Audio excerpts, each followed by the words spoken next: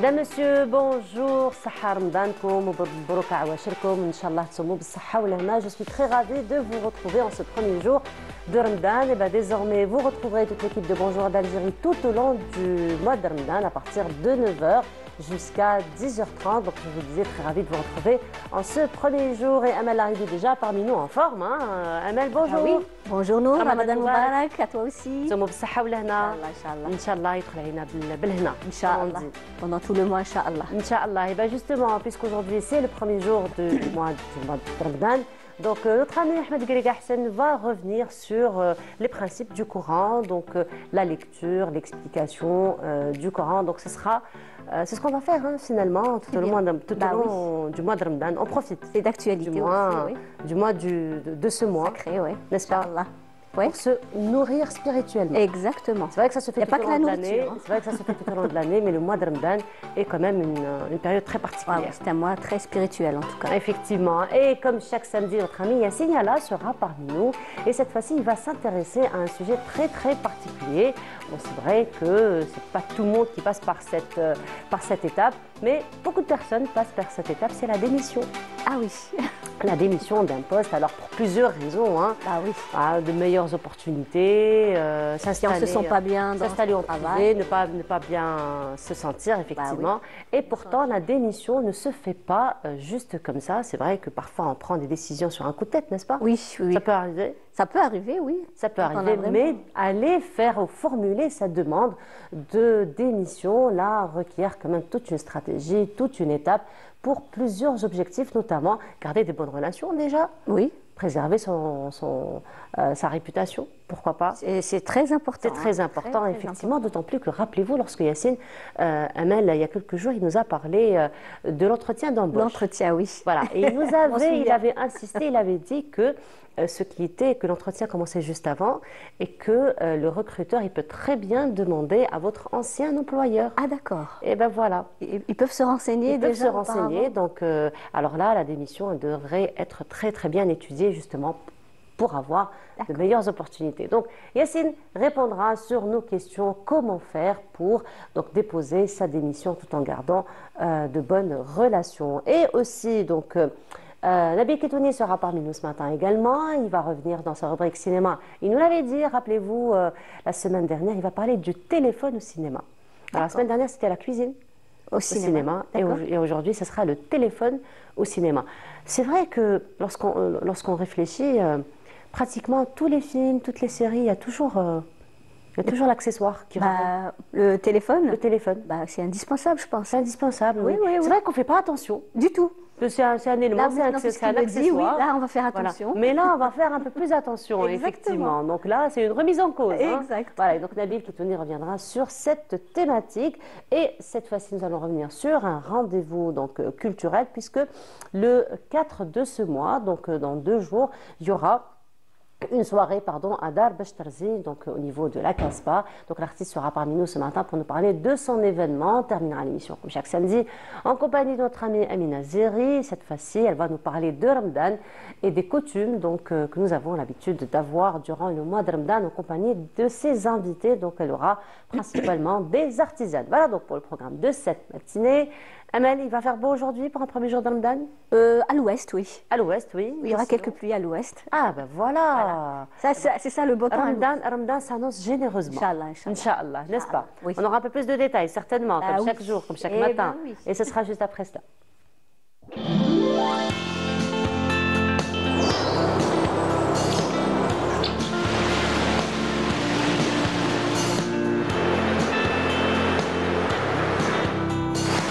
موبيليس تقدم لكم الأحوال الجوية.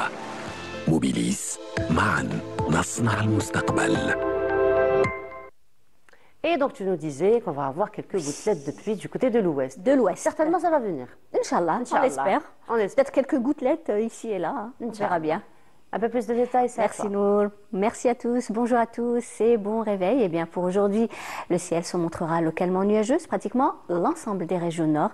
Et ces nuages vont donner des pluies, parfois sous forme d'averses sur les régions de l'ouest et qui seront parfois assez importante durant la journée, mais sur le côté ouest de la zone. Et aussi possibilité de chute de grêle, également des flocons.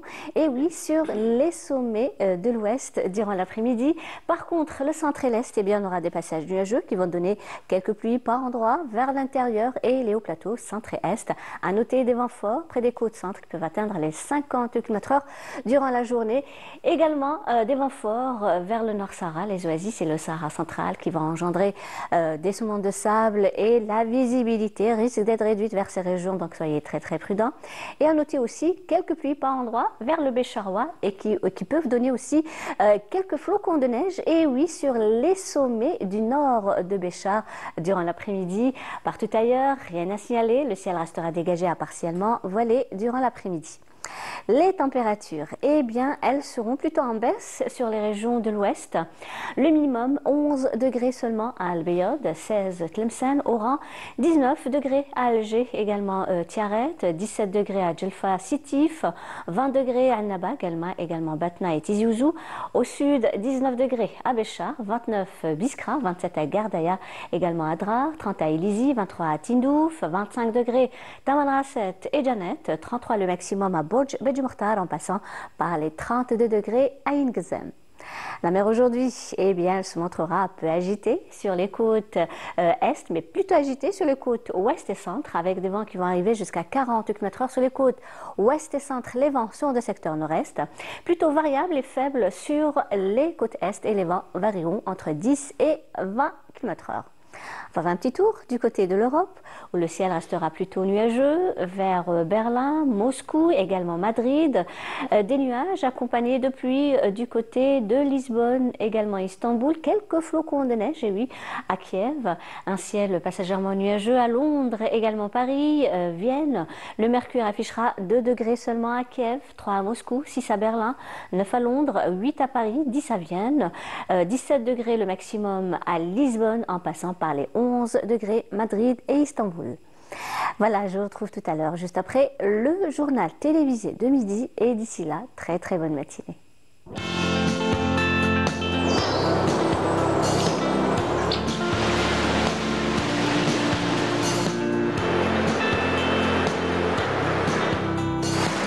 موبيليس قدمت لكم الأحوال الجوية. موبيليس، معا نصنع المستقبل. Alors, on notera des températures plutôt stationnaires au centre, n'est-ce pas? Exact, mais une baisse sensible à l'ouest. On a eu 24, si tu te souviens bien, 26, 26 à Relisen. Relisen, voilà. Hier, c'était 26. Et bien aujourd'hui, c'est 16. Nous sommes à 16. Ah oui, oui, oui, c'est une chute sensible. Très, très sensible. 10 degrés de moins quand même. Exactement. Voilà, en fait, c'est ce qui cause un petit peu tous ces petits virus qui tournent autour de nous, qui nous guettent, n'est-ce pas? C'est pour ça qu'il ne faut jamais se dévêtir. Effectivement. Alors là, par contre, nous avons une bonne nouvelle que je viens d'avoir à la passer, c'est Clément qui vient de nous l'annoncer. Et bien, paraît-il, nous commençons à avoir quelques gouttelettes. Oh, merci Clément. Et ben voilà. Donc, le bulletin, j'imagine, de ce soir ou de demain matin, certainement, tu vas nous l'annoncer. On y va. Inch'Allah. En tout cas, merci beaucoup, Amel, pour ces nouvelles. Donc, on se retrouve tout à l'heure. Oui. Après, journal télévisé du midi, après celui de 19h. Demain, Inch'Allah, à partir de 8h, pardon, 9h. Voilà. Elle est toujours sur... Oui, là, nous aurons besoin quand même d'un petit moment de réadaptation, n'est-ce pas? Oui, donc, en compagnie de notre ami Radia Boulmaani. Merci beaucoup, Amel. Allez, à tout à l'heure. Donc, on continue. Et cette fois-ci, ça va être Madih Dini. On se retrouve juste après.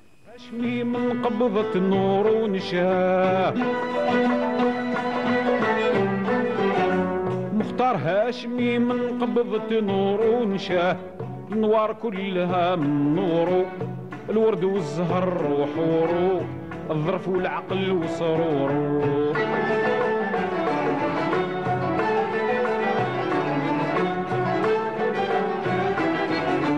حب الحبيب طه فيه نزاهة اللي من رجاها في يوم نحتاج للشفاعة يحضر لي الهاشمي في القبر وغمات وروضي والعبيه لولا رسول طه لكوكب في سماه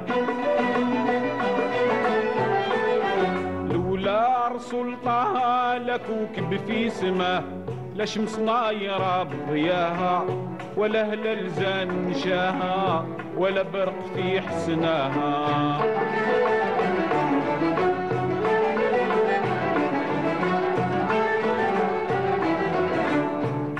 وزن رعدو وهزم جندو ونال قصدو نعم الفلاح من ثنى بالحمد المولاه من عطا وحيا زرع نبات وكرمنا بنبيه عليه ربنا صلى والآلي ثنا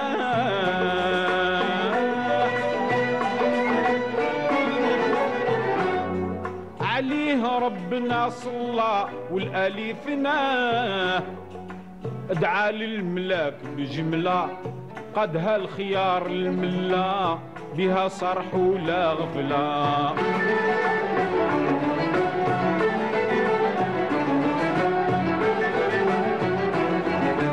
واللي قوى حمدو وبلغ قصدو ونال رشدو حقت عنه وشفعتو والعالم بالذنب والخطا يمحي له سياتو ويوجهنا ليه ربحي وسرور القلب والمنى حب عظيم الجاه مول الحلا والتاج يا الغافل كثر في صلاته صلى الله عليه حالي لحالة من غرام سيدي رسول الله يا مضرة يا ربي نشهد مقام شفي عماته يا مسعدنا بيه. Et de retour donc sur le plateau, c'était le Hajj Hashmi Gouabi, la Rahmous Saleh, qui nous a interprété ce magnifique mdih sur le prophète alayhi salatu wassalam. Et donc restant toujours dans cette ambiance de Ramadan, et cette fois-ci nous allons nous intéresser au Coran, à la lecture du Coran. Pourquoi il faut beaucoup investir dans la lecture du Coran durant ce mois béni? Et bien ce sont des questions auxquelles notre ami Ahmed Gargassen répondra, et ce sera juste après cela.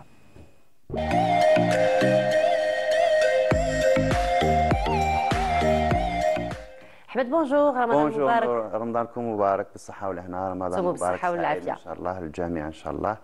Avant tout, on parlait de la prestance de l'orchestre, oui, exactement, effectivement. De la classe qu'avait. Alors, je te laisse quand même continuer à me raconter l'anecdote. Parce que oui, on parlait de la... Il parlait que dans les soirées, donc organisées par exemple, entre autres le Monsélia, on demandait quand ils se mettaient sur scène, donc quand ils mettaient une jambe sur l'autre, donc ils devaient tous être dans le même sens. Dans le même sens. Dans le même sens. Voilà. Donc si moi maintenant j'ai ma jambe droite sur la gauche, eh ben, c'est tout l'orchestre qui devrait exactement, qui devrait faire la même chose pour que ça soit cohérent. Donc ils allaient au détail du détail. C'est ça, c'est ce qui fait la différence. Donc pour arriver au bout de la chose, donc il faut faire la chose comme il se doit. Donc, et c'est la même chose pour Ramadan. Pour Ramadan, effectivement. Alhamdoulilah, l'haqna Rabbi Ramadan, Allah yarham li ma l'haqouch, parce que Sha'ban a pris beaucoup de gens qu'on connaît, Rabbi yarhamhum yusa'al.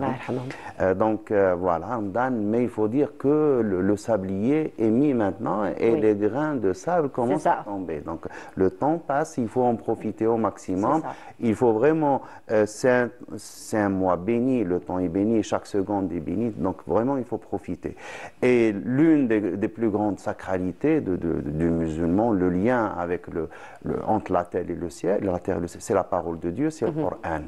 Et le Coran, tout le monde sait, donc أنزل القرآن في رمضان, on connaît, donc شهر رمضان الذي أنزل فيه القرآن, Rasul alayhi salatu wassalam, donc il disait que pendant le mois de Ramadan, donc Jibril revenait le voir pour qu'il révise tout le Coran, donc il nous a parlé de le hasana bi ashri amthaliha. Donc c'est 10 fois, donc tout est multiplié, les bienfaits, mais il faut faire très attention aux mauvaises actions aussi, parce qu'elles elles sont comptabilisées et doublement, donc il faut être très prudent. C'est pour ça que il faut... Maintenant, toutes ces paroles du prophète, la sunna, tout le Coran qu'on écoute, d'habitude, on l'écoute avec les oreilles. Oui. Essayons de prendre un moment et d'écouter avec le cœur. Donc vraiment, il faut vraiment être concentré et d'essayer de comprendre. Donc c'est quoi? C'est quoi le message? Parce que le Coran... C'est finalement la nourriture spirituelle. Exactement. Mais le Coran, pourquoi il est primordial et il est central dans la civilisation? Parce que et le dogme, et la loi, et la philosophie, et la civilisation, et la langue, parce que la langue arabe a été refondée par le Coran. Donc il y a eu l'invention de nouveaux concepts. Salat tel qu'on la connaît n'a pas existé, l'adhan donc n'a jamais existé, donc ils ont pris un mot et lui ont donné une nouvelle signification et tout ça, donc même les linguistes disent que de toutes les entrées du dictionnaire de la langue arabe, le Coran a choisi des termes qui ont été consacrés dans la langue arabe. Donc il y a eu une refondation de la langue, et c'est ça la civilisation islamique. Quand on est avec le Coran, et là on comprend que même avant les croisades, donc au XIIe, XIIIe siècle, donc la première des choses que les Européens, les chrétiens ont fait, c'est la traduction du Coran. Donc bien sûr parce que c'était dans la confrontation. Maintenant pour nous, pourquoi on doit lire le Coran? Pour se remettre un peu, donc pour comprendre mieux, parce que quand on est petit, on lit le Coran, donc on lit d'une certaine façon. Avec l'âge, à chaque fois qu'on lit, on découvre de nouvelles choses. Parce même si on relit le même verset, on ne le relit jamais de la même manière. De la même manière. Pourquoi? Parce qu'il y a une certaine maturité, il y a le vécu, il y a l'expérience de la vie qui fait que notre vision du monde change. Et c'est pourquoi il faut à chaque fois revenir et prendre un moment pour lire le Coran. Par exemple, si on veut terminer le Coran, il suffit de lire 2 Zouj Hzab. Donc, 2 chapitres, disons, Zouj Hzab par jour. Donc, fois 30, ça nous fait 60. On a terminé. En un mois, on termine tout le Coran. Zouj Hzab, c'est combien? C'est 20 minutes, 25, 30 minutes. Donc, c'est une demi-heure sur 24 heures. Essayons de comptabiliser combien de temps on passe avec les réseaux sociaux en train de scroller. Donc, juste on pose, on s'arrête un moment. Et on lit. Maintenant, si on n'a pas vraiment le temps, si on est pris une page, et on lit, on est... Et pourquoi, quand on voit l'importance du Coran, donc ce qu'a provoqué le Coran dans la civilisation islamique, c'est des sciences, on parle de sciences coraniques, on parle de tafsir, on parle de lecture, de qira'at.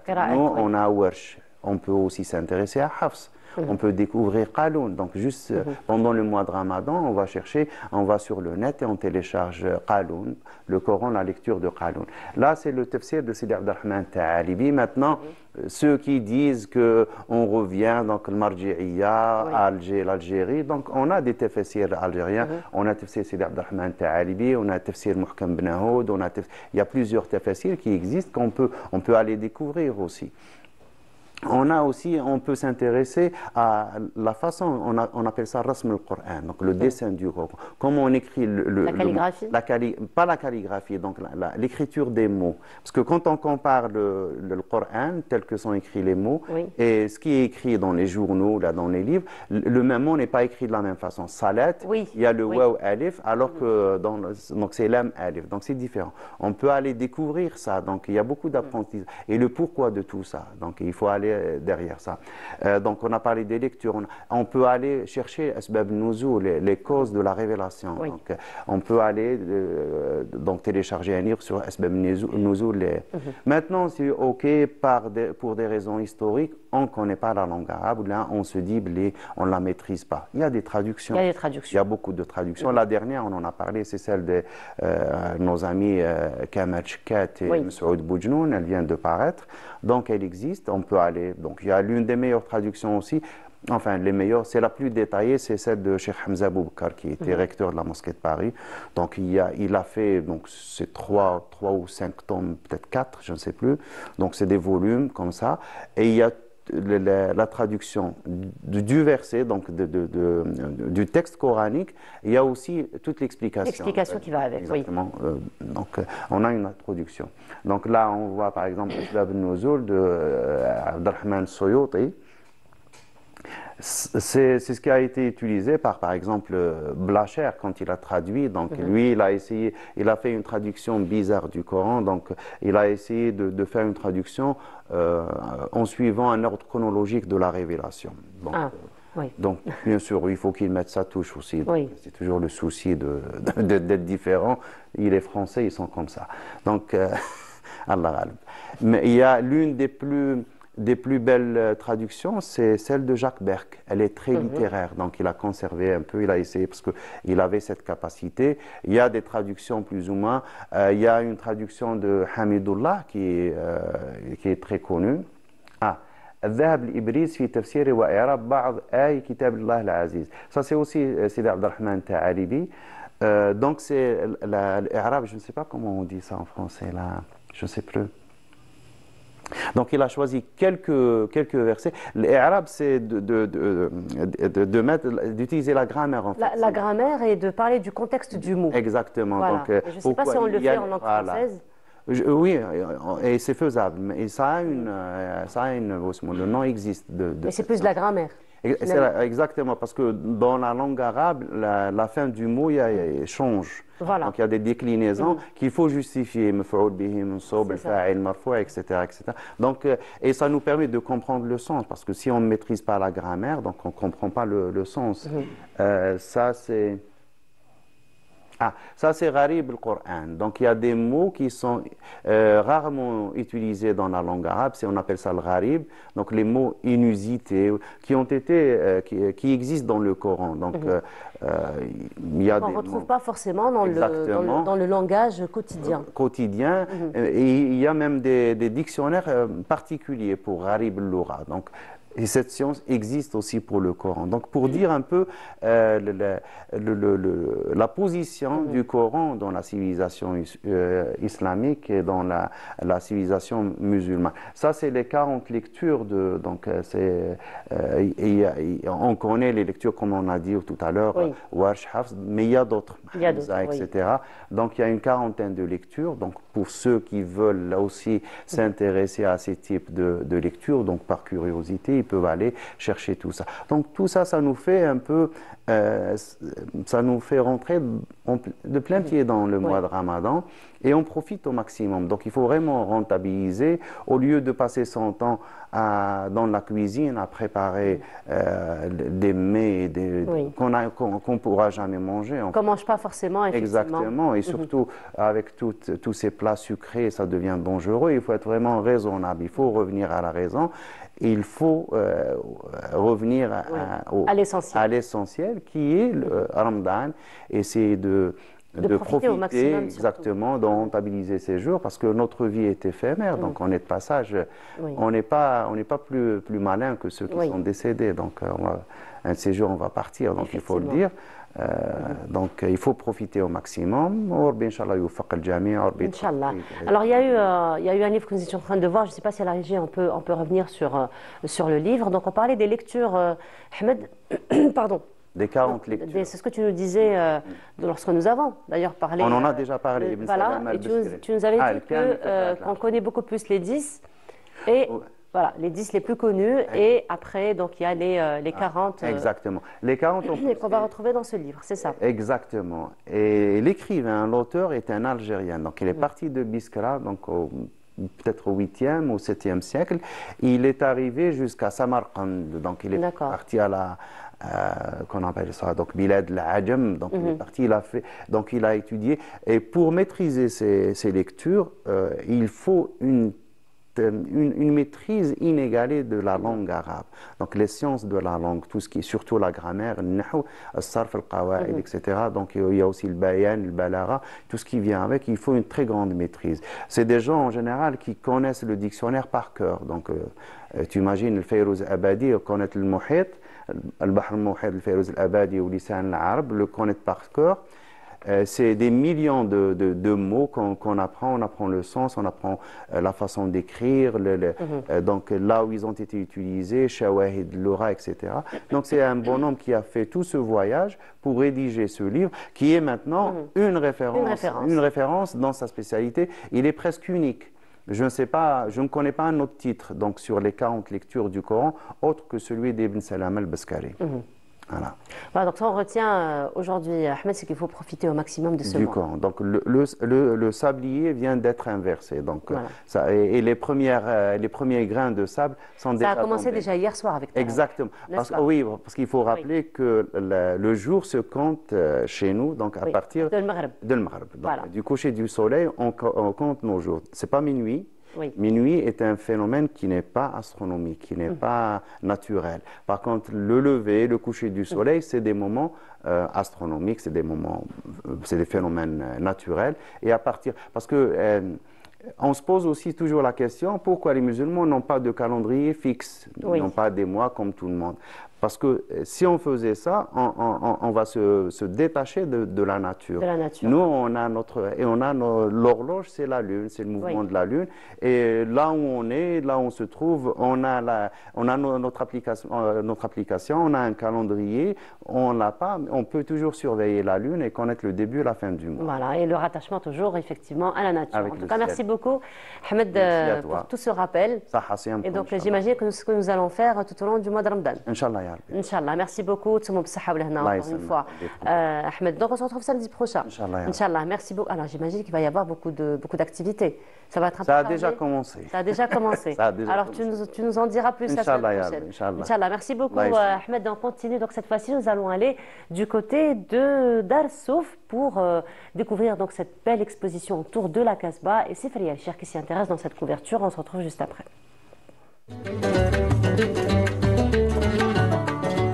À Dar Souf, une exposition a été organisée en l'honneur de la Casbah d'Alger, mettant en lumière la richesse de son héritage, aussi bien culturel que matériel et immatériel. Alors ça comprend plusieurs choses, des ateliers pour les enfants, donc pour sensibiliser la jeunesse à la préservation et à la sauvegarde du patrimoine. Il y a eu des rencontres avec la société civile, donc qui a permis la rencontre de plusieurs anciens habitants de la Casbah, donc c'était déjà très émouvant. Vous retrouvez aussi plusieurs ateliers, plusieurs exposants avec des artisans qui mettent en avant les traditions, les savoir-faire de la Casbah d'Alger. Ces photographies récitent un parcours en fait et nous permet un voyage à travers la Casbah. Alors chaque quartier a son histoire, chaque quartier raconte ses personnalités et donc grâce à la photographie, c'est toute une documentation très riche qui nous permet de découvrir d'une autre manière notre Casbah. Parmi les participantes, 2 femmes passionnées de photographie et d'histoire ont présenté leurs œuvres à travers le regard elles ont su capturer l'âme de la Casbah, mais aussi la mémoire de ceux qui ont vécu et combattu pour la liberté du pays. C'est une exposition sous le titre de Houma ou Hkaya. Quelques tableaux qui reflètent une histoire. Hkaya, et c'est notre façon de sauver ce patrimoine à travers la photo. القصبة هي كامل حكايات. Dans chaque quartier, dans chaque znéqa, devant chaque porte, il y a toujours une histoire à raconter. Parmi ces photos, nous avons des photos de la haute Casbah, de la basse Casbah, des photos sur la baie d'Alger. Cet événement a permis de redécouvrir le patrimoine architectural emblématique de ce site. Classé au patrimoine mondial, il incite les gens d'aujourd'hui à devenir à leur tour les gardiens de notre mémoire collective. De retour donc sur le plateau et cette fois-ci donc nous allons nous intéresser toujours dans le domaine donc de son travail. Alors si jamais vous décidez de quitter votre poste et de démissionner de l'entreprise à laquelle donc vous appartenez, quelles sont les étapes que vous devez suivre afin de garder surtout de bonnes relations et surtout pour garder votre réputation? Et ben ce sont des questions auxquelles notre ami Yassine répondra, mais ce sera juste après cela.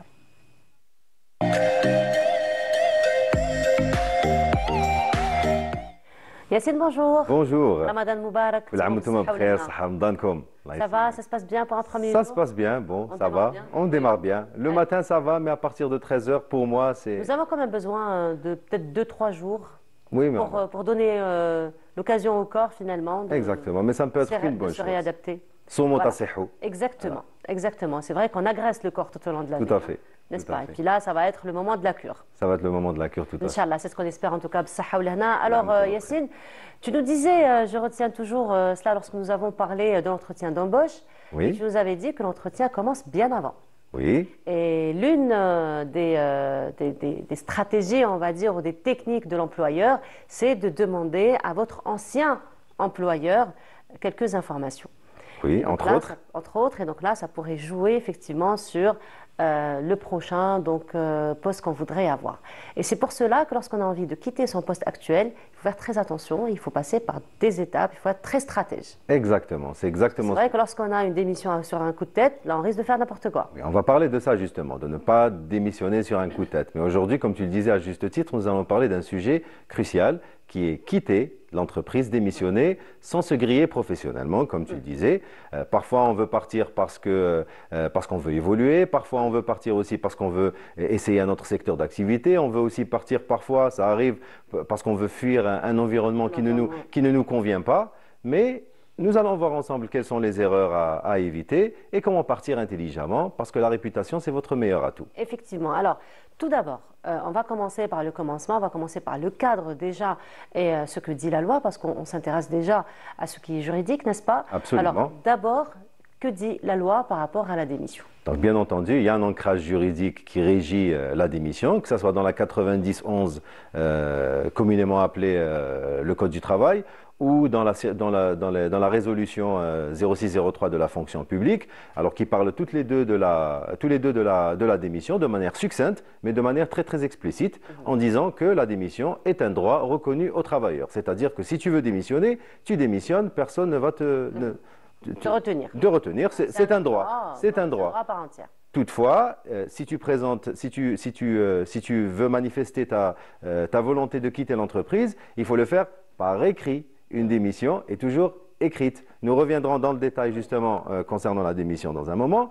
Et aussi, il faut avoir fait un préavis. C'est ce que disent dans tous les cas les deux textes de loi, que ce soit dans la 90-11 ou dans la circulaire de la fonction publique. Il faut effectuer un préavis comme ce qui est stipulé dans les conventions collectives, les accords collectifs, les circulaires internes, les notes internes ou son contrat de travail. D'où l'importance aussi, je reviens, comme on disait la semaine dernière, bien lire son contrat de travail. Parce qu'il y a toujours un article, une clause. Il y a toujours une clause concernant la démission, ou comme elle est appelée aujourd'hui dans la plupart des contrats de travail, rupture de la relation de travail, à la volonté de l'employé, démission, ou à la volonté de l'employeur suite à une faute grave ou une faute lourde, etc. Effectivement. Alors, bien entendu, lorsqu'on a envie de démissionner, il faut préparer un petit peu le terrain, comme on dit. Bien sûr. Il n'y a pas du jour au lendemain, je démissionne, mais il faut annoncer bien avant, n'est-ce pas, et le faire surtout avec tact. Bien sûr, la démission se fait avec tact. Alors, ce qu'il faut retenir, la première chose qu'il faut retenir, c'est qu'il ne faut jamais démissionner déjà sur un coup de tête.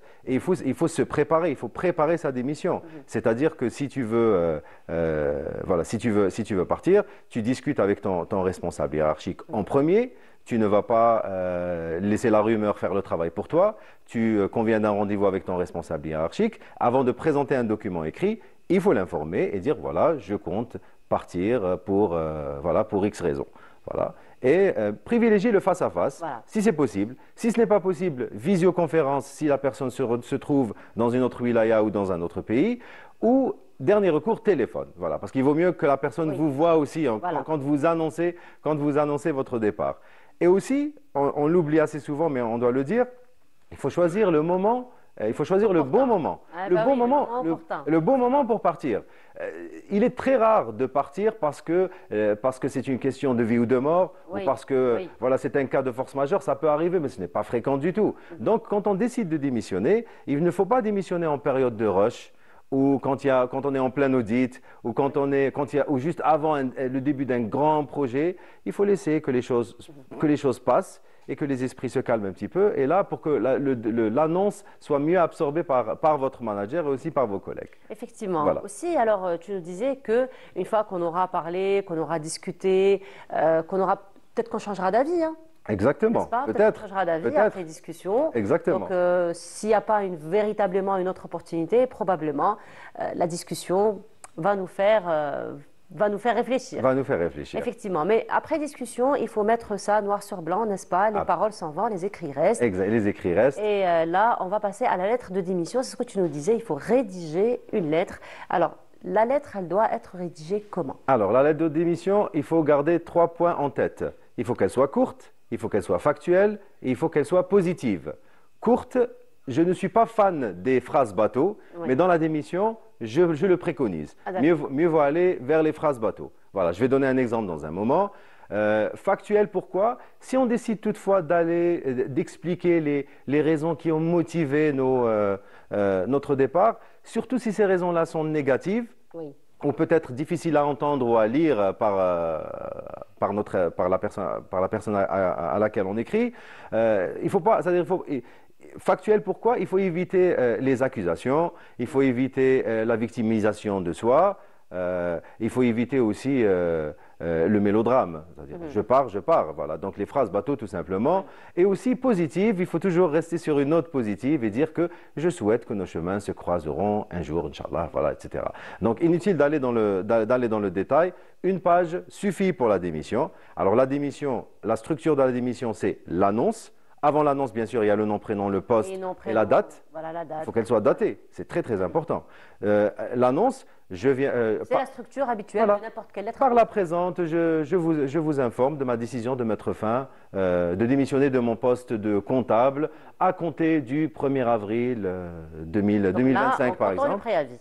En comptant le préavis, donc je dis que je suis là justement pour effectuer mon préavis. Après l'annonce, tu as les remerciements. Donc je vous remercie aussi pour les opportunités et les expériences vécues au sein de cette entreprise. Et en dernier lieu, la disponibilité. Je suis disponible, je suis apte, disposé à assurer une passation fluide, voilà, tout simplement. Voilà, et restez toujours sur une note positive. Alors, la lettre, elle doit être rédigée, c'est une lettre manuscrite ou c'est une lettre qu'on peut rédiger déjà sur son PC? On peut rédiger sur son PC, on peut l'écrire à la main. Parce que là, on insiste beaucoup sur la lettre manuscrite dans certains... Oui, mais il faut qu'elle soit signée. Voilà, il faut qu'elle soit signée. Alors, dans certains pays, il y a la signature électronique, oui, mais en Algérie, on n'a pas encore la signature électronique dans certains secteurs. Oui. Donc, il faut juste imprimer. Tu peux la rédiger à l'ordinateur, l'imprimer et la signer. Mais il faut qu'il y ait une date et une signature, parce qu'un document non signé n'est pas recevable juridiquement parlant. Voilà, effectivement. Mais sinon, donc, tu nous disais, on privilégie toujours le face-à-face. Mais pour ce qui est de la lettre de démission, est-ce que tu penses qu'on pourra l'envoyer par mail, par exemple, si jamais il y a situation où on ne peut pas, finalement, nous déplacer? Alors, oui, si tu envoies un mail dans lequel tu annonces ta démission suite à une discussion, il ne faut pas que ça soit brutal, voilà, et tu joins la lettre de démission en pièce jointe. Mais démissionner dans un mail directement, sans qu'il y ait de signature, etc. Je parlais il y a un instant des signatures électroniques. Voilà. C'est-à-dire, ça reste un peu, on est toujours un peu confus par rapport à la démission parce qu'il faut qu'il y ait une date. Bon, le mail, vous avez la date, oui, et vous avez aussi la provenance, là, c'est-à-dire la personne qui envoie. C'est vrai que le mail fait foi. Hein. Le mail fait foi. Depuis 2010, le mail fait foi dans la justice. Exactement. Et surtout avec les orientations du président de la République qui insiste et qui exhorte tous les secteurs, notamment le secteur de la justice, de numériser, de digitaliser tous les services. Mais concernant la démission, on ne peut pas démissionner comme ça par email, mais on peut envoyer un mail avec en pièce jointe sa lettre de démission. Ça, voilà. C'est pour répondre. On restera toujours dans la structure administrative. Dans la structure administrative. Voilà. Et donc tous ces gestes-là qu'on va faire, donc aller vers les phrases bateau, parler de disponibilité, être positif, donc tout ça, finalement, c'est ce qui va, j'imagine, nous permettre d'avoir cette fluidité finalement dans la transition, avoir des transitions fluide, n'est-ce pas? Absolument, absolument. Il faut aller en tout cas dans les... La transition fluide, ça veut dire quoi? C'est-à-dire qu'il faut aller... il faut être là, dire que voilà, il y a une personne à former, il faut montrer qu'il y a une personne à former ou avec laquelle je vais faire une passation de consigne. Donc, si la personne est désignée, il faut lui présenter tous les dossiers en cours. Si la personne n'est pas désignée encore, ou elle ne sera peut-être jamais désignée, ce que vous pouvez faire, vous, dans la transition fluide dont tu parlais, c'est de mettre en place tous les documents, vous scannez tous vos documents, vous numérisez tous les documents, vous laissez tout ce que vous devez laisser dans le PC de l'entreprise, dans des dossiers, des sous-dossiers, etc. Et si vous n'utilisez pas l'outil informatique, c'est assez rare, mais il y en a encore qui ne l'utilisent pas, vous pouvez laisser des chronos avec tout ce que vous avez effectué. Voilà, ça ne sert à rien de partir de manière chaotique et de laisser un travail non achevée ou de ne pas laisser de traçabilité du tout. Voilà, c'est de ça. C'est ça. Après tout, c'est une entreprise à laquelle nous avons appartenu. Donc, absolument. Nous avons quand même un vécu avec cette entreprise. Exactement. Donc même si parfois, c'est vrai qu'on part avec peut-être gros sur le cœur, mais il faut quand même prendre en considération tous les bons moments aussi. Oui, tout à fait. N'est-ce pas? Voilà, mais sinon, Yacine, c'est vrai que là, ça paraît théoriquement peut-être faisable, mais probablement la personne elle peut tomber dans des erreurs. Hein. Donc, quelles sont les erreurs les plus fréquentes peut-être dans lesquelles on peut tomber et surtout comment on peut l'éviter? Alors, les erreurs concernant la démission, la première erreur, c'est démissionner sur un coup de tête. On ne démissionne pas sur un coup de tête. Ça arrive souvent. Voilà. Et après le regret? Après le regret. Oui. Une démission est une décision mûrement réfléchie. Il faut réfléchir à ça. Et aussi, si vous décidez de partir, il faut toujours prévoir un plan B, prévoir un emploi. Aller jusqu'à signer un contrat avec son futur employeur est ça peut être fait. Mais peut-être que vous allez changer d'avis et vous aurez signé un contrat avec un prochain employeur pour rien. Mais en revanche, ce que vous pouvez faire, vous pouvez obtenir une lettre d'engagement ou comme c'est appelé communément, une promesse d'embauche de la part d'un éventuel prochain recruteur pour que vous puissiez commencer à entamer votre démarche de démission. Voilà, parce que c'est bien d'avoir un plan B. Je démissionne d'ici, mais dans un mois, dans 3 semaines, dans 6 mois, dans 3 mois, je vais aller ailleurs. Parce que la lettre d'engagement, il y a toutes ces dates justement, date de début, etc. Nature du contrat, salaire, etc. Donc ça, c'est le premier point. Il ne faut pas démissionner sur un coup de tête. Le deuxième point, même si parfois la tentation est grande, il faut éviter de critiquer son employeur et de critiquer ses collègues. Ça c'est fréquent par contre. Oui. Voilà, même s'il y a eu des expériences pas très agréables, il faut éviter de le faire parce que le monde professionnel est petit et ça va vous suivre. Ça va vous suivre. Donc, quelqu'un peut très bien, comme tu le disais au début, un futur employeur peut très bien appeler vos anciens employeurs et puis on dira, voilà, avant son départ, il a lâché une bombe et voilà ce qu'il a dit, voilà ce qu'il nous disait, voilà ce qu'il a écrit peut-être sur les réseaux, etc. Oui. Donc, ce qu'il faut aussi éviter de faire, enfin, ce sont des erreurs que j'ai vues sur le terrain. Oui. Il faut éviter de rédiger, alors surtout dans les entreprises où il y a des mass mailing, c'est-à-dire des emails à l'ensemble du personnel, il y a toujours des listes de diffusion. Il faut éviter de dire, même si on rédige un message, on dit au revoir à tout le monde, il faut rester poli. Il faut éviter d'aller aussi non plus dans le mélodrame et de vider son sac et de dire voilà, je pars parce que non. Non, voilà, parce que les gens n'ont pas à savoir, vos collègues n'ont pas à connaître les raisons de votre départ. Ce qu'il y a aussi lieu de faire, comme je le disais, ne pas saboter son travail. Oui. Ne pas laisser des dossiers inachevés, ne pas effacer des travaux qui ont été faits ou des dossiers qui ont été faits, ne pas détruire des documents. C'est passible, c'est carrément du pénal. C'est-à-dire s'il s'avère que vous avez détruit des documents, ce n'est pas votre propriété, c'est la propriété de l'entreprise. C'est un patrimoine d'entreprise. C'est un patrimoine d'entreprise. Aussi, parmi les choses que j'ai vues, ne pas restituer le matériel de l'entreprise. Alors il y a des gens qui partent, qui démissionnent, qui ne rentrent pas le téléphone, qui ne rentrent pas le laptop, qui ne rentrent pas le véhicule de fonction, le véhicule de service. Donc là, il faut le restituer parce que vous allez recevoir des appels pour les restituer. Vous allez être tarabusté, on va vous envoyer des emails, etc. Si vous décidez de ne pas le faire, eh ben, il y aura une humiliation qui va suivre parce que vous allez recevoir un huissier de justice chez vous. Voilà, et si vous ne rendez pas sous huitaine ou sous quinzaine, vous serez justement passible de poursuites judiciaires. Et si vous ne rendez pas, voilà, et si le huissier de justice passe et ne vous trouve pas, il peut très bien afficher ça au tribunal et votre nom sera affiché justement. Donc il faut éviter ça. On ne voudrait pas arriver à cela, effectivement. Aussi, il y a autre chose aussi que là, je vais même vous raconter une anecdote dans ce sens. Il faut éviter, parce qu'il y a toujours des entreprises, dans la culture d'entreprise, il y a des entreprises qui font une collation de départ en retraite ou les collations de départ lorsqu'il s'agit de démission. Si la personne part en bon terme, il n'y a aucun problème. Donc on fait toujours des collations de départ. Il faut éviter aussi les discours mélodramatiques. Je donne un exemple. Il y a quelques années, il y a une dizaine d'années, il y a une collègue qui a démissionné de l'entreprise là où j'étais. Et comme c'était une pionnière justement, donc le management avait décidé d'organiser une collation de départ pour elle. Donc pendant le discours, alors il y a le premier responsable qui passe, qui la remercie pour ses loyaux services et pour tout le travail effectué. Après moi je passe en tant que RH, justement je remercie la personne d'avoir travaillé avec tout le monde et d'avoir été l'une des pionnières. Et puis le micro lui a été donné pour qu'elle dise merci, merci et au revoir à tout le monde. Alors elle commence après les bonjours et merci, elle dit la phrase suivante. Comme dit, je m'en souviendrai toujours. Hein. Alors, ça t'a marqué. Oui, non, ça m'a marqué. Ça m'a marqué parce que c'était la douche froide après. Oui. C'était la douche froide et ça a créé un climat glacial. Ça a plombé l'ambiance, comme on dit. Alors, comme disait Charles Aznavour, il faut savoir quitter la table lorsque l'amour est desservi. C'est-à-dire que je sens que je n'appartiens plus à cette entreprise, que je n'aime plus cette entreprise. Même si tu penses ça au fond, et je peux comprendre, la vie professionnelle, le travail, l'entreprise, ce n'est pas toujours un long fleuve tranquille. Je peux très bien comprendre, on peut tous très bien comprendre.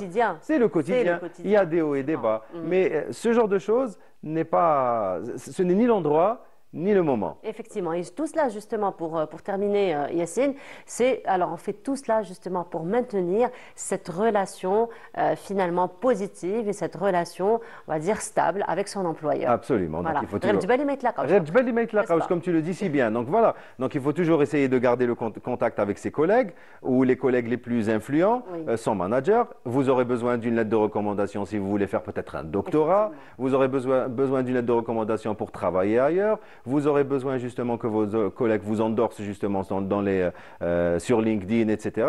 Donc il faut toujours garder contact avec ses collègues parce que, comme tu dis, tu ne sais pas de quoi demain est fait et votre réputation professionnelle est votre plus grand atout. Effectivement, voilà. C'est pour ça qu'il faut être stratège. Donc si on retient quelque chose aujourd'hui dans sa démission et ne pas aller surtout sur un coup de tête. En tout cas, merci beaucoup Yacine pour tous ces éclairages. On se retrouve samedi prochain. Inch'Allah, samedi. Inch'Allah. En tout cas, merci beaucoup. Merci beaucoup Yacine, on continue. Cette fois-ci, nous allons aller du côté de Janet pour découvrir le Qsar de Janet et c'est Farhat Mouzaoui qui nous y emmène dans ce reportage et on se retrouve juste après.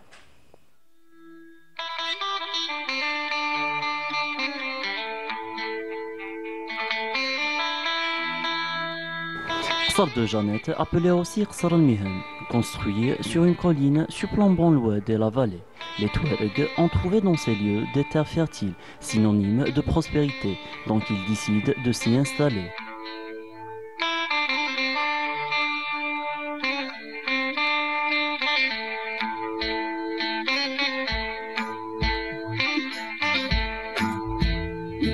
بالنسبة لقصر تغرفة أحد معالم التاريخية بمدينة جانت تبنى ما بين القرن الثامن والتاسع على يد عبدو بن زيد بن عمران بن سعيد.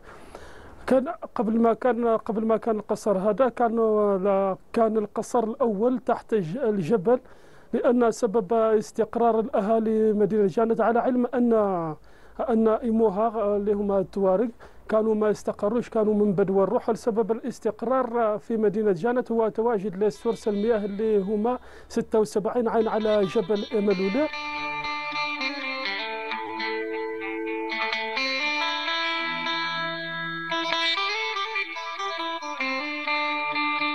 Construit avec des matériaux locaux, Timshent, Lous, des troncs de palmiers, avec une architecture bien étudiée, des ouvertures pour l'aération et pour s'adapter au climat chaud de la région.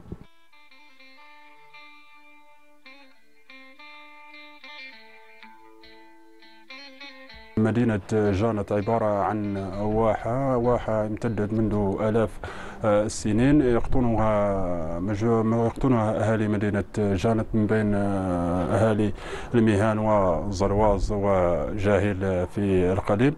الملاحظ أن هذه الواحة هي عبارة عن نشاط فلاحي يمارسه أهالي في مدينة جانت، يعتمدون على الأساس على زراعة الأشياء المراد استهلاكها في القصر.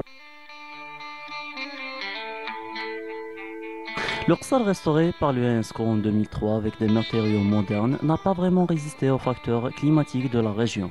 Une telle merveille abîmée par les nouvelles constructions en béton et on retrouve des décombres qui datent de plusieurs siècles.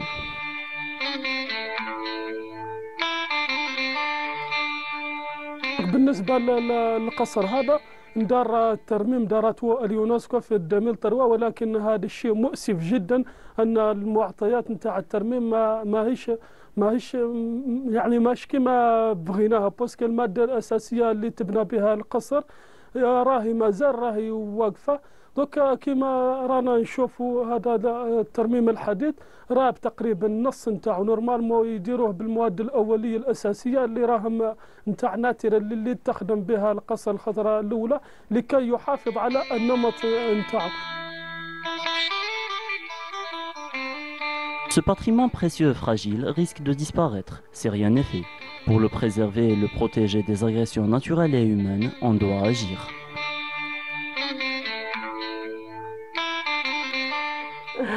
Et cette fois-ci, nous allons nous intéresser au cinéma et l'accessoire téléphone et son importance et qu'est-ce qu'il veut dire surtout dans le scénario. Et ben, c'est une question à laquelle répondra Nabil Kitouni, mais ce sera juste après cela.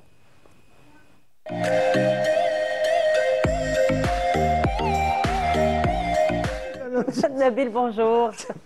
Bonjour, bonjour. Nabil, Sahar Ramadan. Sahar Ramadan, Sahar Ramadan. Merci. Ça va? Ça va, alhamdoulilah. Pour un premier jour? Ça va, alhamdoulilah. Tombé du lit, mais ça va. Pardon? Tombé du lit, mais ça va. Oh, les deux, c'est ça? Non, moi ça va. Ça va, non, mais bon. Moi ça va. Pour un premier jour, ça va. Alhamdoulilah. Alhamdoulilah. معليش, on va aller doucement. Doucement, d'accord. T'inquiète pas. C'est le premier jour, on comprend.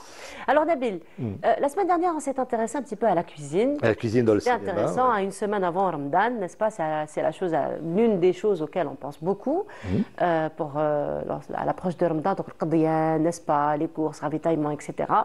Et tu nous avais promis de parler du téléphone dans le cinéma. Le téléphone au cinéma, le téléphone au cinéma. Et c'est vrai qu'en réfléchissant à la question, en rembobinant tout ce que nous avons vu comme film, finalement, je ne me rappelle pas avoir vu un film ou une série où on n'a pas eu recours à l'utilisation du téléphone.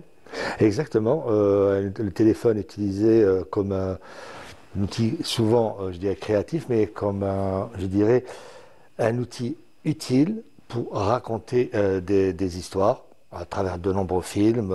C'est-à-dire, ça a été en quelque sorte le narrateur de cette trame narrative, et ça a été aussi utilisé comme un outil créatif et tout, comme ça soit le téléphone fixe et on verra plus tard pour ce qui concerne les téléphones portables. On a pu voir ça, si on peut voir un peu les images, c'était dans les années 60. Bon, ça, dans les années 60, un film qui s'appelait 30 minutes, à vous souhaiter. 30 minutes de sursis. C'est un des premiers films de Sidney Pollack dans les années 60, où c'était un jeune étudiant en médecine. Alors, on vient de me dire quelque chose, mais je ne vois pas trop le rapport. Oui. Tu me diras peut-être, le téléphone sonne toujours deux fois. Non, c'est le facteur qui sonne toujours deux fois. Ah, c'est le facteur qui sonne toujours deux fois. Alors là, mais c'est le téléphone sonne toujours. Et au téléphone aussi, mais c'était un film, je me rappelle, c'était avec Jack Nicholson. D'accord. Ouais. C'est le remake, en fait. C'est un remake, voilà. Il y a, pour revenir un petit peu... Aux étudiants à l'étudiant en médecine. Pendant son temps libre, il prenait des appels dans un sens des gens qui ont des problèmes, et il tombe c'est une femme qui l'appelle, qui refuse de donner son nom, qui lui dit qu'elle avait pris des médicaments, je dirais, voilà, c'est ça, c'était avec Sidney Poitier. Il reçoit, voilà, c'était Sidney Poitier, où la jeune femme disait qu'elle avait pris des médicaments qui pouvaient l'amener à décéder, et elle refusait de donner son nom. Alors l'étudiant en question, elle lui dit simplement d'écouter son histoire. Alors l'étudiant cherche à travers, je dirais, en écoutant l'histoire de la jeune femme, à voir où elle habite, et c'est pour gagner du temps, gagner du temps, pour que la police puisse, c'est-à-dire localiser, et surtout localiser, c'est-à-dire l'appel, ou voilà. Ça, c'est un des premiers films où c'était carrément, c'est-à-dire le téléphone était omniprésent, je dirais, pendant l'histoire.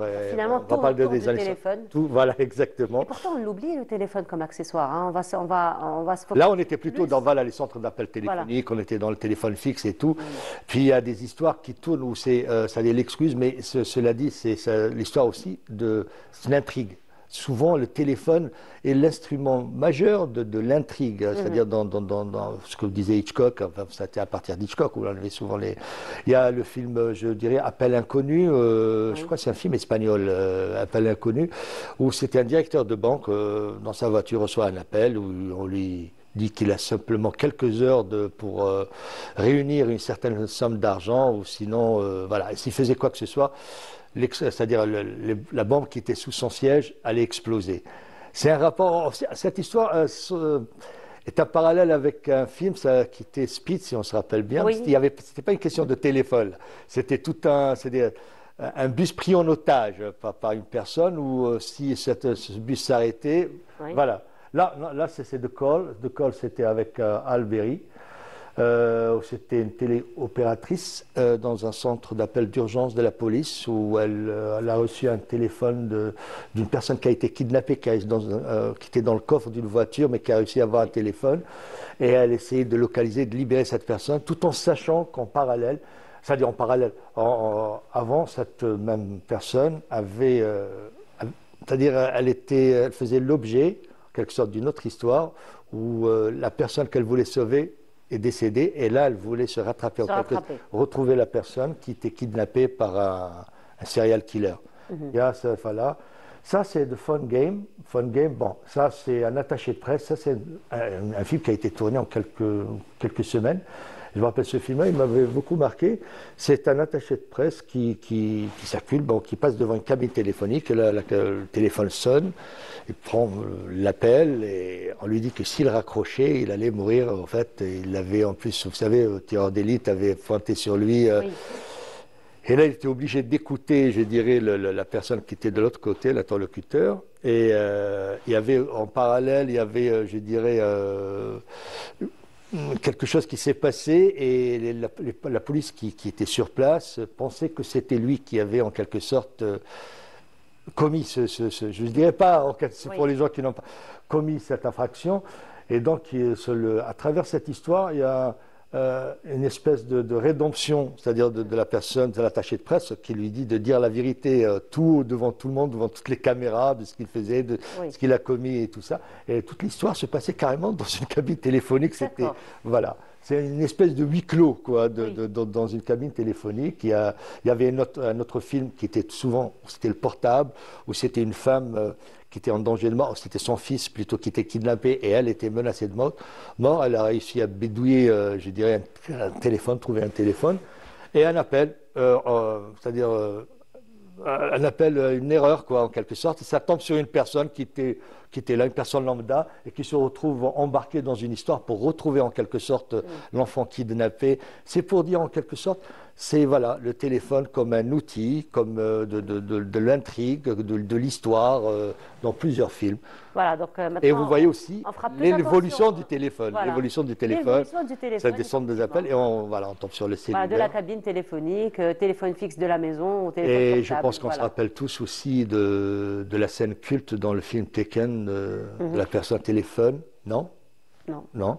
Où il a réussi à avoir au téléphone le ravisseur, où il dit j'allais te retrouver. Et bon, bref, c'était une scène qui durait 30 secondes, mais c'était percutant. Hein. Finalement, on regardera le téléphone autrement, dorénavant, n'est-ce pas? Voilà. Merci beaucoup, Nabil, en tout cas, d'être sur un élément finalement auquel on ne donne pas beaucoup d'importance, et pourtant c'est on va dire... Les longs métrages, on retrouve ça aussi dans les séries, pas simplement dans les films. Je dirais, des films où il y a une intrigue, ou des films de suspense, on peut trouver ça dans des comédies, voilà quoi.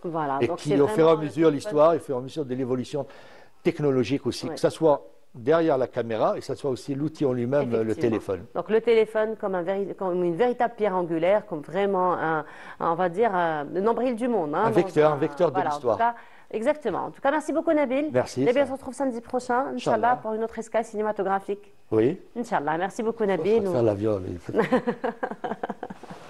Et Ramadan Moubarak encore une fois. On continue. Cette fois-ci, ça va être une belle balade qu'on va vous proposer à travers ces images, et on se retrouve juste après.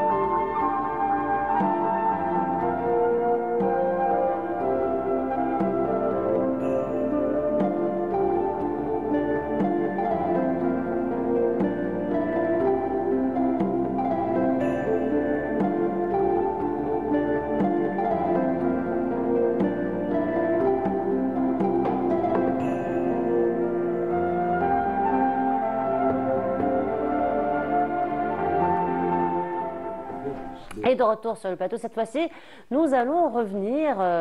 Vous savez que durant le mois de Ramadan, beaucoup de soirées vont s'offrir aux mélomanes. Et cette fois-ci, ça va se passer dans pas très longtemps, ça va dans 2 jours, le 4 mars. Il va y avoir une très très belle soirée du côté de Dar Bechterzi au niveau de la Casbah. Parmi nous, les artistes qui vont animer cette soirée, à savoir Shahrazad Traya, bonjour. Bonjour. مرحبا بك صحة رمضانك تصوموا بالصحة والهنا. يسلمك يعيشك ميرسي بور لانفيتاسيون. مرحبا رمضانكم aussi ينعاد علينا بالصحة والهنا. إن شاء الله يا ربي. Parmi nous également Rabih Berbish, bonjour مرحبا بك. Bonjour madame, وصحة رمضانكم. رمضان مبارك تصوموا بالصحة والهنا. Et on vous remercie pour l'invitation. مرحبا بك. Alors musicien, artiste aussi, vous accompagnez. Je l'accompagne. Shahrazad, voilà. Alors on vous nomme Racha, c'est ça? Nom d'artiste, oui. Nom d'artiste, alors vous préférez Racha? Vous savez, il y a toute une histoire avec ce prénom Racha, parce que c'est la fibre artistique. D'accord. Parce que je suis enseignante. Ok, donc c'est juste pour distinguer. Shahrazad est l'enseignante, celle qui est en contact permanent avec les enfants. Oui. Et Racha, c'est un petit peu la passion. Mais être en contact avec les enfants aussi, c'est une grande passion. C'est pas tout le monde qui peut être en contact. C'est pas tout le monde. C'est une compétence à part entière. Ah oui, c'est un grand amour. C'est un grand amour. Et c'est une grosse responsabilité aussi. Oui, surtout de nos jours. Surtout de nos jours. L'éducation n'est plus la même. Les enfants ne sont plus les mêmes. Oui. Les facteurs qui accompagnent les élèves par rapport à leur milieu ne sont plus les mêmes. Donc c'est tout un changement. Effectivement. Alors revenons à Racha, dans ce cas-là, l'artiste. Donc une soirée se promet pour le 4 mars, Inch'Allah, donc ce sera dans 3 jours, exactement. Et comme le temps passe vite. Voilà, comme le temps passe très vite, effectivement. Très vite, oui. Donc ça va se passer 3 jours dans une très belle demeure d'Ar Bechterzi, n'est-ce pas, au niveau de la Casbah.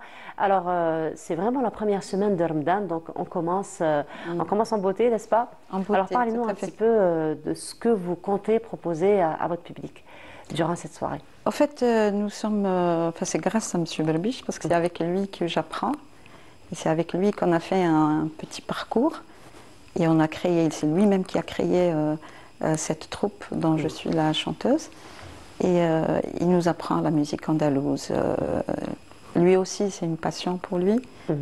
Et il nous transmet ce qu'il a appris avec toute une générosité incroyable. Et beaucoup de modestie surtout, hein, parce que M.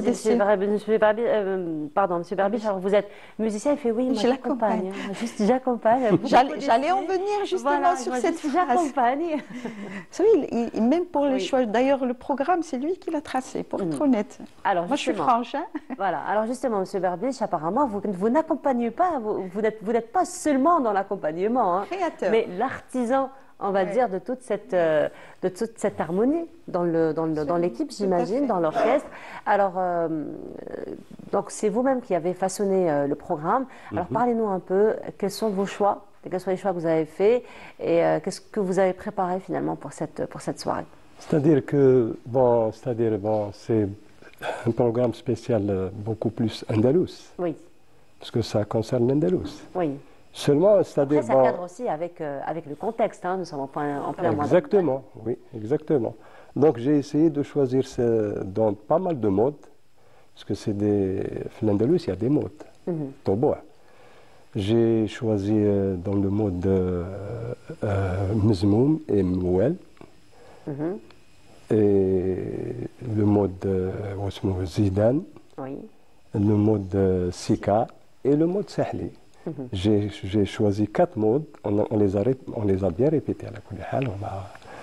On a essayé de faire, c'est-à-dire en sorte qu'il y ait quand même un bon cocktail. Parce que, belle variété. C'est-à-dire, bon, si on va effectuer un programme typiquement andalous à 100%, je suis déjà passé à Bachtarzi, j'ai remarqué que les gens ne sont pas vraiment bien branchés dans la... donc la nature du public, il fallait... Voilà, donc madame. Oui. Donc j'ai essayé d'établir un programme de manière à ce que ce programme va les attirer. Quand même. Éviter l'ennui du public. Voilà. C'est vrai qu'on est là d'abord pour servir le public. Exactement, parce que c'est ça qui est important, hein, c'est le public. Hein, c'est pas... Effectivement. On choisit nos programmes à nous, mais à savoir si le public il va Ils les apprécient, hein, attention, parce que... Alors j'essaie au mieux de faire quelque chose de simple, de beau. Et qui répond aux attentes finalement de ce Exactement. Parce que vous l'avez déjà rencontré, voilà. Donc vous le connaissez déjà. Ouais. Alors Acha, parlez-nous un petit peu des préparatifs, des répétitions. Alors c'est vrai qu'il est très modeste, mais j'imagine qu'il est très exigeant par la même occasion. Absolument. Oui. Absolument. La perfection. C'est ce que j'aime en lui, parce que s'il n'a pas ce comportement, on ne peut jamais le prendre. Donc il est exigeant,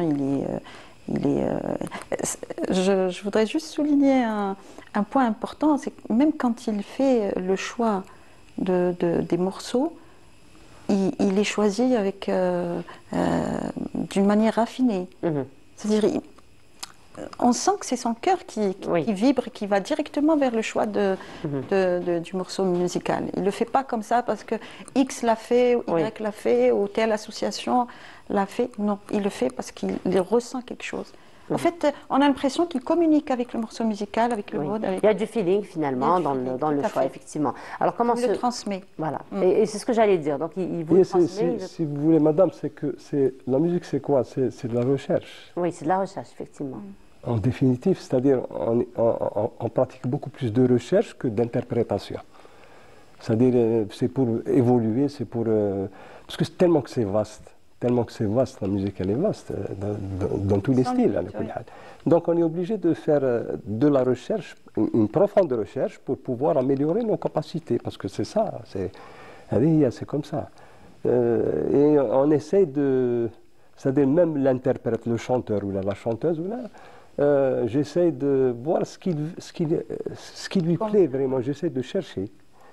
Parce que quand il y a des chanteurs qui ما يحبش لو ستيل هذا ولا هذا كاين سي كوم سا كل واحد كيف دونك هذه لا دام لا شونتوز هذه دخلنا شويه في المال وفي كذا ليه انا ابريسي كانت ما تحبوش واحد الوقت انا ابريسي je trouvais qu'il était difficile à interpréter et au final c'est agréable. Plus on avance à la chose, plus on apprécie finalement. Et voilà, et on fait de l'occidental, de l'oriental, enfin c'est varié. Ouais, donc c'est sur cette base-là que tout le choix a été fait pour le 4. Tout à fait. Inch'Allah. Inch'Allah. Pour le 4. Et vous êtes prête? Inch'Allah, oui. N'est-ce pas? Oui, normalement. Il va y avoir encore des répétitions à faire? Non, du tout. Non, on a fait la dernière répétition il y a quelques jours, il y a 3 jours, c'était jeudi. Non, mercredi. Mercredi, la dernière répétition. C'est en quelque sorte une mise au point. Oui, mise au point. C'est pour les retouches, si l'on veut. Voilà, donc le programme est établi. C'est pas facile, madame. Oui, c'est pas facile, effectivement. C'est pas facile, c'est une grosse responsabilité, ça reste quand même une musique. C'est une lourde responsabilité et c'est très fragile, attention. Et puis le public, il est très exigeant. Très exigeant, et puis même ce que je... Les connaisseurs. C'est que dans la troupe, on a du mal à trouver des gens, c'est-à-dire... Sérieux, disponibles. Sérieux, disponibles, parce que c'est quand même... Une répétition, il faudrait que le wahad, quand il a une répétition, il faudrait qu'il assiste à la répétition. Donc des fois, il dit en retard, des fois, il faudrait refaire le programme, ça fait perdre du temps. Et là, c'est une organisation, effectivement. Alors, on rappelle l'événement, ça va se passer donc le 4, ça sera à partir de quelle heure? 22h30. 22h après Sahara. Enfin, plutôt au moment de Sahara. Après Ftor, oui. Après Ftor, voilà, c'est ce que j'avais envie de te dire. Normalement, c'est après l'Aïcha, je pense. Après l'Aïcha, voilà, Inch'Allah. Effectivement, ce sera après l'Aïcha. En tout cas, on vous souhaite une belle soirée. De toute façon, on sera avant parce que c'est pour la balance. Oui, bien sûr. Mais la soirée commence à 22h30. Inch'Allah, donc ce sera rendez-vous pris. Inch'Allah. Inch'Allah, donc au niveau de Darbash Tarzi à 22h30, Inch'Allah, et ce sera le 4 mars. En tout cas, belle soirée. Et à l'occasion, vous êtes invités. Inch'Allah, avec plaisir. Avec plaisir. Ça me fera énormément plaisir. Merci beaucoup. Et donc, merci à vous. Allah yisselmek, madame. Merci également à vous. Nous allons nous intéresser au marché de proximité. Et c'est Samia Bouarour qui s'y intéresse. On se retrouve juste après. Les marchés de proximité, communément appelés marchés de la Rahma, ouverts à l'occasion du Ramadan, en vue de maintenir la stabilité des prix, connaissent une grande affluence depuis leur installation, comme le cas ici à Sertchouhada. Venant ainsi à la rescousse des ménages à faible ou à moyen revenu. Avec ces marchés justement de proximité, on arrive quand même à acheter beaucoup de choses et à trouver ce qu'on veut. par rapport aux produits alimentaires ou là, ce qui concerne la déco en général. Alors c'est très varié. Ce qui fait plaisir, c'est que c'est très varié. Ce que je disais à mon invité, c'est que ici les prix sont affichés, ce qui n'est pas le cas partout. Je lui ai dit ça, c'est les vrais prix, c'est les prix d'Assah, voilà, réels. On ne va pas donner des prix un peu à la tête du client. Et je lui ai dit que c'était là qu'il fallait acheter si on doit faire des courses, ça vaut vraiment la peine. Appréciée par les citoyens, cette initiative vise à assurer l'approvisionnement du marché local en produits de large consommation à des prix compétitifs. Elle repose sur la vente promotionnelle directe du producteur au consommateur. احنا ككل سنة وزارة التجارة تنظم هذه الأسواق الجوارية. الهدف هو من هذه الأسواق هي الحفاظ على القدرة الشرائية للمواطن من المنتج إلى المستهلك باش نحيو هذوك لي باريير هذوك لي زانترميديير تاع لي ديتايون لي غروسيست باش الى المنتج الى المستهلك. الله يبارك ما شاء الله على بلادنا فيها كلش الحمد لله يا ربي اون تروفي سي كو ميم لي بري هذا العام الحمد لله يا ربي سي دي بري ابوردابل فوالا اي لو شوا il est vraiment varié الحمد لله يا ربي. نورمالمون ينقصونا لو بري باسكو بلادنا بلاد الرحمه وفيها كل خير. Les senteurs et saveurs du Ramadan attirent même les étrangers. Ah bah je trouve ça fabuleux de voir tout ce monde dans la région. Je suis pas habituée à ça et bon, moi j'aime bien quand c'est très vivant. On sent beaucoup les épices, il y a toutes les épices, il y a aussi les produits les terroirs, oui. Et puis il y a des amandes, des noix, enfin toute la préparation du Ramadan. Ma femme elle est algérienne, c'est comme ça que j'ai découvert l'Algérie et franchement on mange très très bien, il n'y a pas à dire. C'est votre premier Ramadan ici en Algérie? Oui, c'est mon premier Ramadan en Algérie, oui. Alors? Donc ça se passe bien. Et on va continuer comme ça, les préparatifs, voilà. Bon, moi après je suis un invité, donc c'est les gens qui préparent pour moi, donc je suis un peu le roi entre guillemets. Mais franchement, non, merci beaucoup pour l'accueil, franchement, merci beaucoup. Très bien. Ce mois sacré demeure un moment de partage, d'union familiale et de solidarité, comme nous l'a dicté notre religion.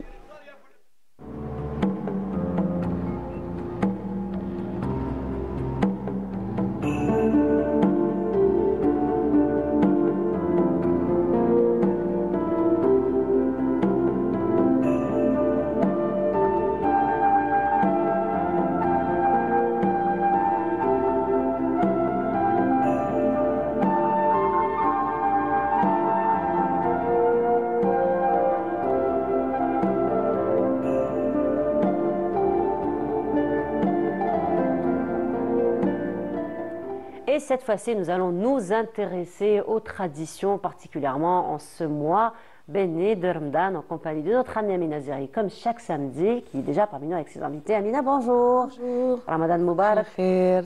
رمضان كل عام وانت بخير ان شاء الله. ينعاد علينا وعلى بلادنا الحبيبة وعلى كل الأمة الإسلامية بالخير والهنا والسعادة إن شاء الله. Inch'Allah. Alors, on va retrouver tes invités et le thème d'aujourd'hui, et ce sera juste après cela. Très bien.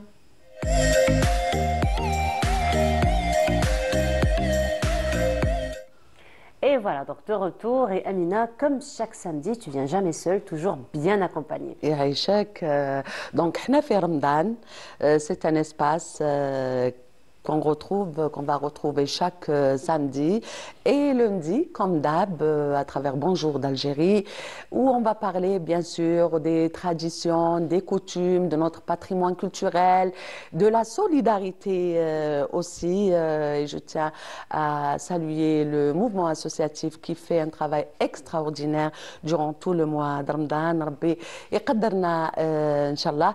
Et bien sûr, avec mes invités, j'ai l'honneur d'inviter et d'avoir parmi nous ce matin Madame Shrifa. Assalama حبيبي مرحبا بك كل عام وانت بخير نور الهدى mon amie l'animatrice principale يعيشك كل عام وانت بخير ان شاء الله ان شاء الله ان شاء الله ربي يعاودها ان شاء الله يا ربي مع الأمة الإسلامية. Inch'Allah, ya Rabbi. Amin, amin. Et j'ai l'honneur aussi de recevoir Madame Zerouki Dalila, qui fait aussi en compagnie d'une pléiade de femmes, et Madame Sherifa. ما نقولهاش خاطر شريفة صغيرة بوه. Donc, elles font un travail extraordinaire pour la conservation de notre patrimoine culturel. مرحبا بك دليلة، ça va؟ يعيشك، كل عام وانت بخير. يا ربي ان شاء الله. ان شاء الله نجوزوا مع بعض وقت شباب ان شاء الله. Et j'ai l'honneur de recevoir aussi un jeune talent, une très belle voix, une très grande voix. كما يقول لك n'est-ce pas؟ يقول نور الهدى، يقول لك يعني صوت واعد. كي تشوفيه لافونيغ دو لا شانسون الجيريان ما شاء الله. فؤاد بناي، مرحبا بك. عايشك، ترحب بك الجنة، مرحبا بك. ومرحبا بي عندكم، ستادير ميرسي بور لانفيتاسيون. فرحت لاول يوم رمضان من يوم رمضان المبارك، ان شاء الله صحة عواشركم وصحة رمضانكم الأمة الجزائرية ان شاء الله يا ربي. هذه المناسبة ان شاء الله نفوتوا وقيته شابه معكم. Donc on va se régaler avec ta belle voix. Bien sûr. Et en plus كيفاش انت في رمضان, puisque le titre de cet espace احنا في رمضان. Et on commence en beauté avec رشيق. رشيق القد ولا يقلب خلي الحال؟ شوف. Je préfère رشيق القد que Nour الهدى aime beaucoup. Énormément. D'accord. Vous avez fait un bon choix, franchement. Oui.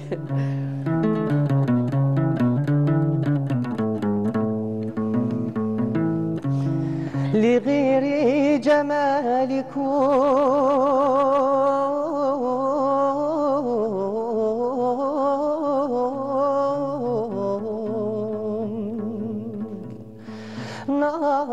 نظري حرام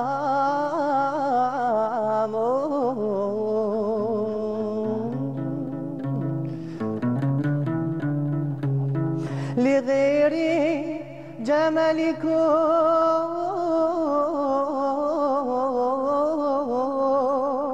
نظري حرام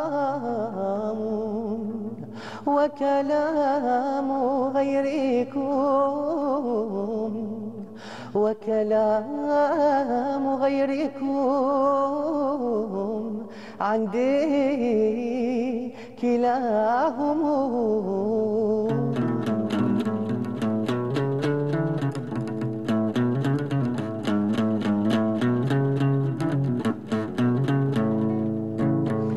رشيق القد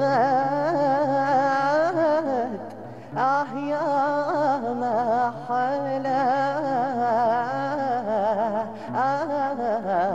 ظريف الشكل تيمني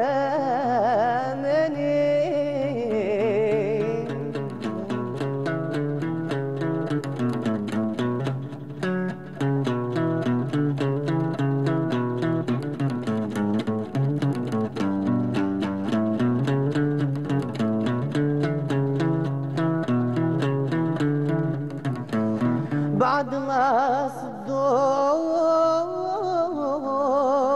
يا ويلا مالك عقلي وجنني سماح يا عين سماح يا عين منك يا عين شبكتني أخذت العقل واش خليت وغيرك في الملاح ما ريت يا رشا افعل ما شئت لأن حبك تملكني. برافو. لا Une voix pleine de tendresse. Masha'Allah, vraiment, c'est régalé, nous. Il va falloir me retrouver là. Dans 2 jours. Inch'Allah. Donc, vous donnez rendez-vous à votre public dans 2 jours à Dar Bash Tarzi. Inch'Allah, à partir من 10 ونص الفوق. Très bien. Très bien, donc bon courage. البروغرام راح يكون فاميليال تاع مدح تاع رمضان فريمون اللي يجي ما يندمش. ان شاء الله يا ربي ان شاء الله. Donc on vous souhaite beaucoup de réussite. Il est beau, il est jeune, il a une belle voix, il a de la présence, Masha'Allah. Donc, revenons à Madame Dalila Zarrouqi. Vous avez clôturé Cha'ban en beauté à travers une coutume, un rituel très très connu un petit peu partout dans le territoire national à travers Cha'bania. C'est ça, Cha'bania. D'habitude, on la célèbre le 15e jour, ليلة النصفية. انتوما ختمتوا بها ليلة 15 هي ليلة شعبانية. D'accord. نص تاع شعبان, c'est ça. Mais parce qu'il y avait quand même toujours retard. On a fait le dernier jour. Alors, on a invité des amis, bien sûr, des chefs, des artistes. Voilà, pour باش نعاودوا نحييو هذه التراديسيون.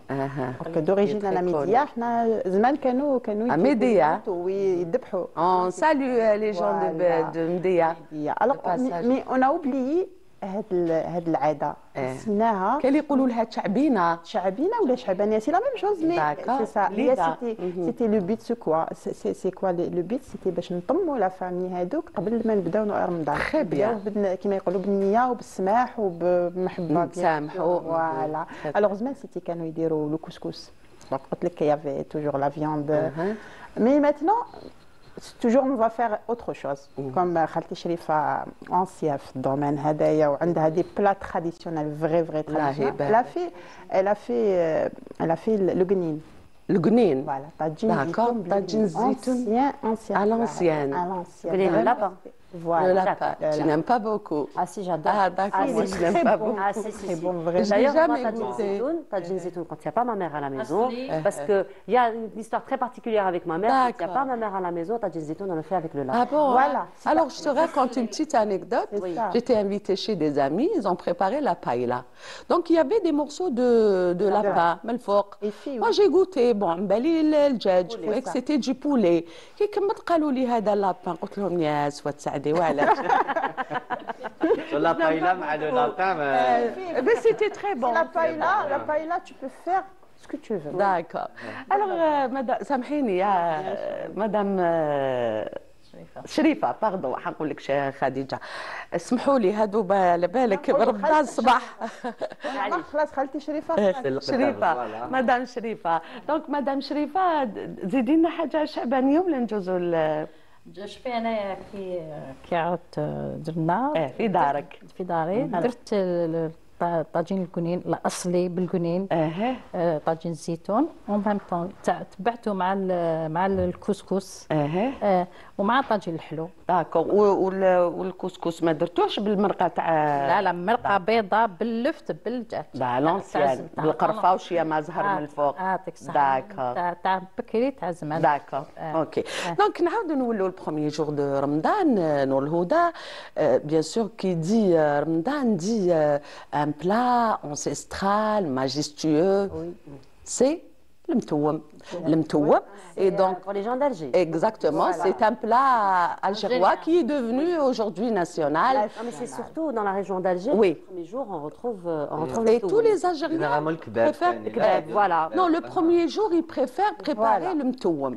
Donc, à l'ancienne, bien sûr, c'est à base d'ail, puisqu'on le prépare, comme son nom, voilà. Donc, les Algériens kamel préfèrent préparer le mtoum. Voilà, le mtoum, c'est à Kitoli Betoum. Alors là, on vient de me dire que la version Belpsal vient de Blimzab. Peut-être, mais c'est pas le mtoum. Non, c'est pas le mtoum. Zabi. C'est Agardaya. Non, Agardaya. Zabi. Alors là, non. Là, j'ai mal compris. Alors, tu peux répéter Manel, comme ça je vais être... Vous voyez?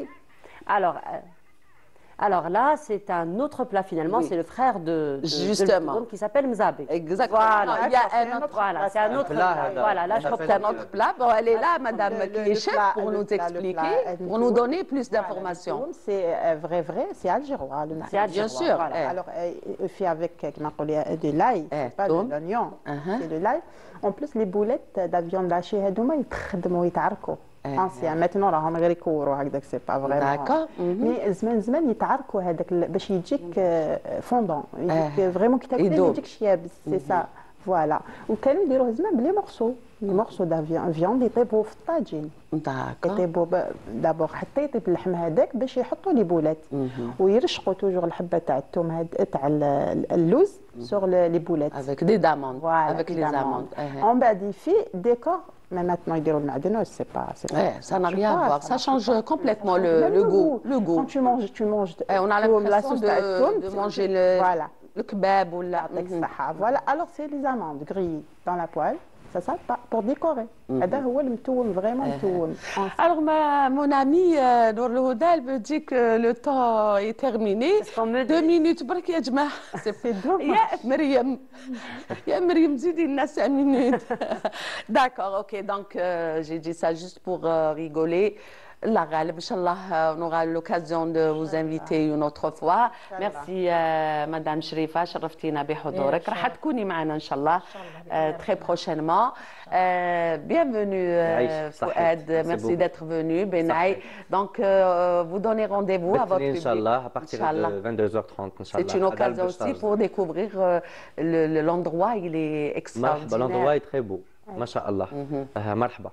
Merci beaucoup pour l'invitation. Merci, bon courage. On termine en beauté avec la voix de... C'est ce qu'on me dit d'ailleurs en régie. Très bien. En tout cas, Amina, merci beaucoup. Merci à tes invités, comme à chaque fois. Encore une fois, Amina, on te retrouve lundi déjà avec notre ami Radia Boulmaali. Ça sera le gaspillage alimentaire au mois de Ramadan. C'est le moment de sensibiliser. 100 000 baguettes de pain sont jetées dans les poubelles chaque Ramadan. C'est une catastrophe. C'est une catastrophe. Donc, il faut s'impliquer. Tout le monde a une part de responsabilité. Exactement. Effectivement. Et donc, on se retrouve ensemble samedi prochain. Inch'Allah. Merci beaucoup. Yatakoum saha wa saha Ramadan encore une fois. Voilà, nous arrivons à la fin de notre émission. Ça a été un plaisir de vous avoir accompagné, particulièrement en ce premier jour de ce mois béni. Je vous retrouve donc vendredi prochain. Voilà. Donc, je vous souhaite une très, très agréable semaine à tous. Et vous retrouverez donc mon ami Radia Boulmaali demain à partir de 9h. Au revoir. Inch'Allah, ya Rabbi. يا قلبي خلي الحال يمشي على حاله وترك جميع القوال والصغال ما قالوا